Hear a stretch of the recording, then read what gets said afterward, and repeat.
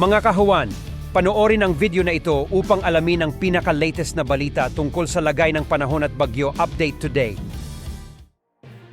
Mula sa Pag-asa Weather Forecasting Center, narito na ang lagay ng panahon ngayong araw ng Miyerkules, February 28, 2024. Sa ating latest satellite images, makikita natin na patuloy ang pag-iral ng Northeast Monsoon o amihan, partikular na dito sa may bahagi ng Luzon at Visayas. Ito ang magdadala ng mahihinang pag-ulan, partikular na sa bahagi ng Cagayan Valley Region at gayon din sa lalawigan ng Aurora. Sa nalabing bahagi ng Luzon at Visayas, kasama rin yung kamay nila, nasahan pa rin natin yung mga isolated o pulo-pulong mahihinang pag-ulan. So generally, sa Luzon at Visayas ay fair weather ang mararanasan pero posible pa rin yung mga isolated light rains. Sa bahagi naman ng Mindanao, may mga kaulapan dito partikular na magdadala ng mga pag-ulan, mahina sa tamang pag-ulan, partikular na dito sa may bahagi ng Caraga at Davao Region. Sa nalabing bahagi naman ng Mindanao, mga isolated or mga pulo-pulong pag-ulan, pagkilat pagkulog ang siyang mararanasan.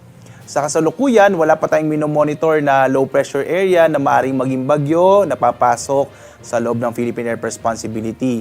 Sa pagkatapos nga ng buwan ng Pebrero, wala tayong naging bagyo or wala na tayong aasahang magiging bagyo sa loob ng Philippine Area of Responsibility. Pagpasok ng Marso, hanggang isang bagyo naman ang ating maaaring asahan. 0 to 1 yung ating ina-expect na mabubuong bagyo sa buwan ng Marso.